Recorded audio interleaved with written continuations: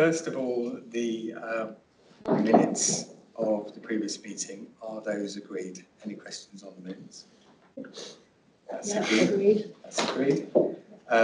Apologies for absence. We have Councillor Robin Bromham, and I noticed that Councillor Andrew is usually here, but he isn't here today. I count him as an apology. Any declarations of interest? No, there are none. Public participation, there is none. There are no actual members of the public here today. Referrals to Cabinet. I'm not aware of any. No referrals to Cabinet.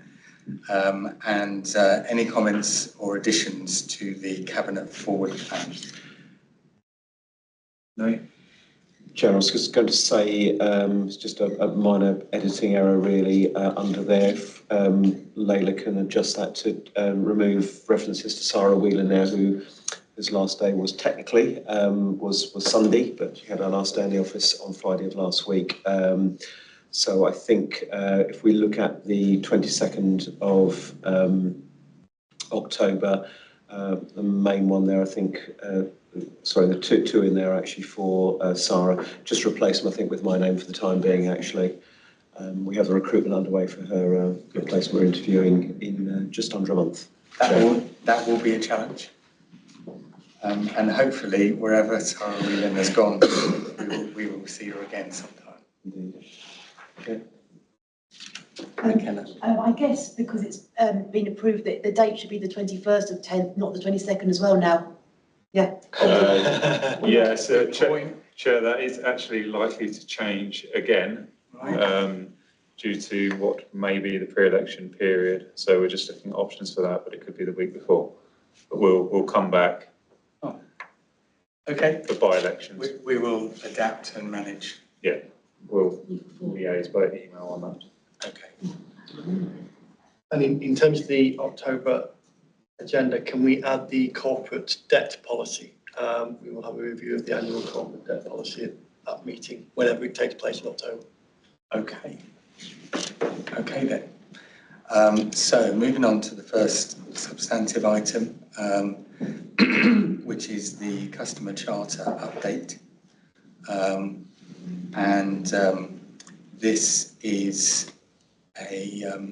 This is an update on the work delivered to date to help embed our customer charter internally and the preparations to launch it externally in what is coming up, which is the National Customer Service Week in October.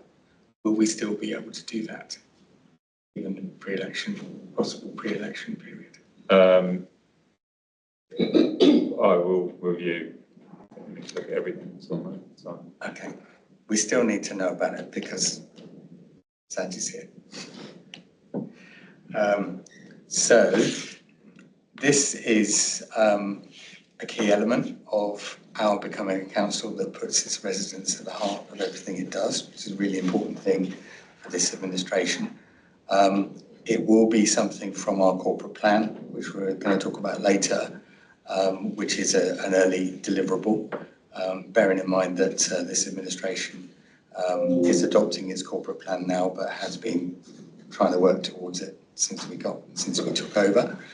The customer charter helps our residents to hold us to account and sets our clear standards for us to attain. I'm pleased that it's been developed through consultation with residents and partners and services, and we have the new improved performance management framework to monitor the impact. As with everything, it's not about finding blame for why things have gone wrong, but it's about understanding what goes on and looking for opportunities to just do things that little bit better in any particular place. Saj, would you like to say something more about this? Thank you, Chair. I think you've covered it quite well. We have been doing a lot of work behind the scenes internally, as you said. We already launched it internally to ensure that we are already committing to some of these commitments. We've put in place measures, interim measures, until further improvements are made when we implement our digital platform and our transformation program. Nonetheless, we put some interim measures in so that we can start to adhere to these commitments now as soon as they're launched. Thank you. Any other comments on the customer charter? No? So we have a recommendation that the Cabinet approves the customer charter and its launch externally with customers, subject to anything else that may come along, possibly in line with National Customer Services Week. But if that's not possible, then obviously, as you say, it is being used, it is in use, and the fruit will come to scrutiny in due course. Agreed? Agreed. Agreed. Thank you. So, just skip on.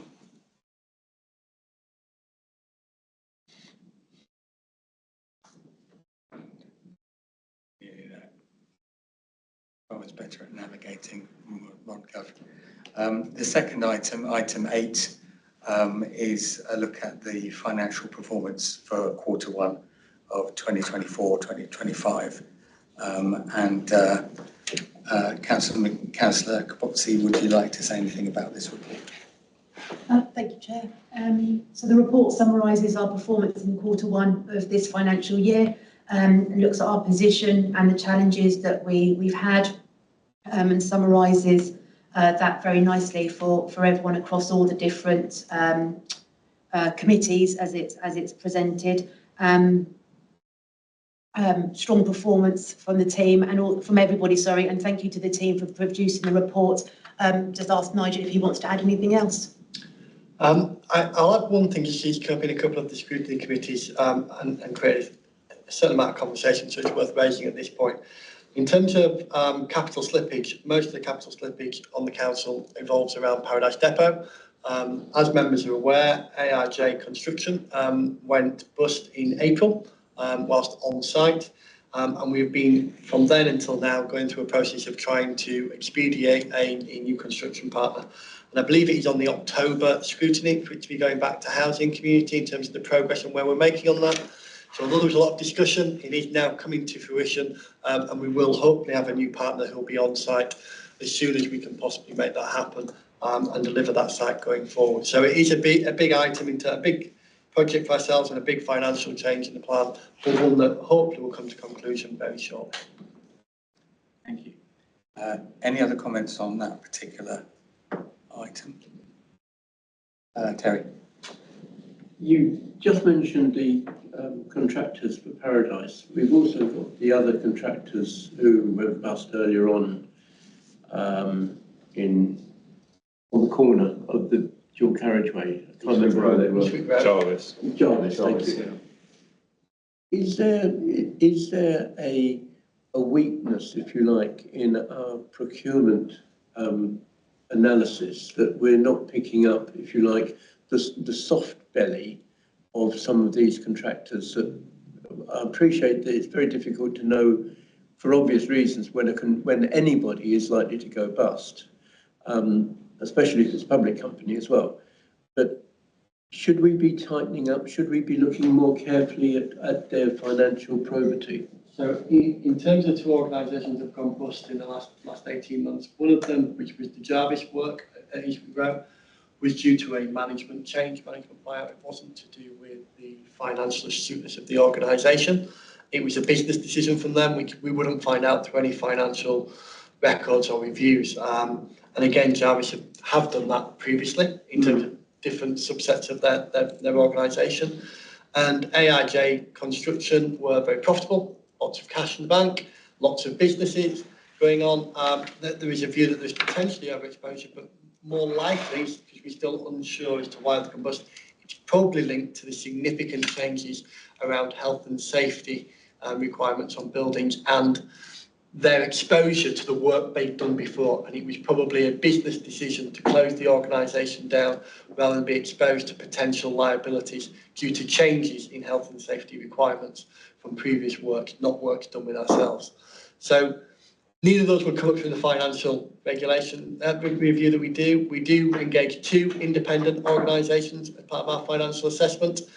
The construction industry, unfortunately, is an industry that is hardest to monitor and review. And as everybody's aware, when we go through the procurement, there is a scoring in terms of the financial approach, and we have turned down many organisations over the last 2 or 3 years because of our views in terms of their financial setup, not necessarily what they've tendered or the quality of their work, but on the basis of financial security. So we believe there is a good, strong purpose there. We do a lessons learned every time this happens, and none of them have pointed to our financial assessment of the organisation, more to the wider sector and some of the changes that have come about in the sector. And we know that, if I may, we know with the Grenfell inquiry and others that there is a major changes, certainly in high rise, perhaps not so much in low rise, but certainly across the residential building sector. Yeah. Exactly, and there's a lot of companies that will have historical liabilities, not because they did anything wrong historically, but now they're going to be asked to do changes to what they've done previously due to new regulations, which will be a big risk for a lot of organisations. And again, the end of the Grenfell will, some of those organisations will probably look at what they're going to do in terms of their structure going forward. In terms of at the moment, we have, as always, we do an update in terms of the financial assessment of our current contract partners, and we have no concerns at present. With that, so from that perspective, hopefully we're in a strong place where we have had these blips. We were very fortunate for a long period of time, considering the size of our housing production, for not to have anybody in the construction sector, be it main contractor or subcontractors, go bust.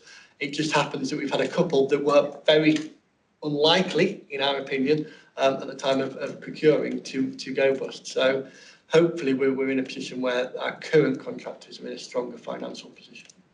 Thank you. Thank you. Thank you, Nigel and Terry. And for the benefit of anybody watching online, if you enjoyed this exchange, then do join us for scrutiny meetings where you can hear a lot more of that kind of exchange. Good. Are we okay to note this report, Cabinet? Agreed. Good. Okay. So now moving swiftly on to agenda number 9, which is the Hertfordshire Development Quality Charter. Councillor Wilkie, would you like to introduce the report? Do you have anything to say? Thank you, Chair. So this is the Hertfordshire Growth Board's prepared a development quality charter to set a benchmark for high quality and sustainable development. It's voluntary for developers to sign up. So this report introduces the charter, and it also sets out how the council will engage with developers in order to hopefully follow this as a template, and in that way we'll produce high quality and sustainable developments. James, would you like to add any further comments? Very little to Councillor Wilkie's excellent summary. Thank you, Chair. I would just draw members' attention. I mean, that many other authorities are signing up to this. I think what's important with this is where developers are being invited to sign up to it as well. And you'll notice under Appendix 2 of the report, there is a sort of terms of use document, really, and this sets out the expectations on developers themselves and what it's inviting them to do. Just to add to what Councillor Wilkie said, is that if they sign up to that, then they'll get a position on the Growth Board's website and so on as a accredited, if you like, developer. So there's some good sort of recognition for them there as well. There's reference to the Hertfordshire Building Futures Awards there as well. So it's a good initiative. Happy to commend it to Cabinet, and this has of course been through scrutiny committees already, Chair. Very good. I mean, I see no reason not to endorse that, and so let's do that. Shall we agree? Agreed. Agreed. Thank you, Chair. Very good. Making swift progress. We might be 8 o'clock. Onwards and upwards. However, I'm now scrolling again, so perhaps not.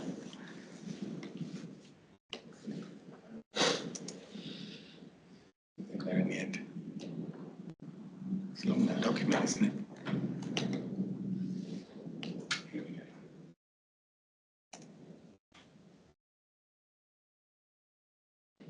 Right. So, agenda item 10, which is the corporate plan,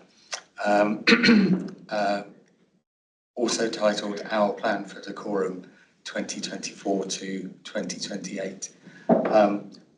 Obviously, an important document for a new leadership of the council, and I'm really pleased to bring this to Cabinet, and obviously, hopefully, if Cabinet agrees, which probably will, we'll take that to full council as well. I hope we've made it an interesting read, Terry, and that you'll be able to study it closely and think of some things to ask about. But it's a statement of what we aim to do, and hopefully it's a helpful sketch or setting out for the officers. In many ways, what's in it has been followed by the officers from when we had the first meetings with portfolio holders. But it is a bit of a landmark moment for a new administration. It's been developed and tested. It's got enough detail so that we can, democracy can be served, and we can be held to account. It will be a document for the next 4 years, and we will report regularly on performance against the plan, quite rightly, not only in full council but also in scrutiny. If any of the portfolio holders have got anything that they would like to say about their parts of the plan, then there is an opportunity to do that now, but it's not compulsory. I think probably we'll have more of a discussion. Perhaps we'll have a discussion about it at full council. But Michaela? It's not particularly about the corporate commercial element of it, but as a document, I think it reflects everything that we've discussed as a group and our vision for Dacorum really well. I think it's beautifully presented. I think it's really easy to read as well, which is super important for everybody. And I think on our priorities, the community engagement, I think that is one of our strongest things, that we want to listen to what our residents say and hear their concerns about the borough and what's going on, etc. And then also the fact that, you know, as part of our priorities and our values, we mention the green belt and what we want to protect and etc, etc. So I think it just really reflects us as a group, and it's a great document. Yes, thank you.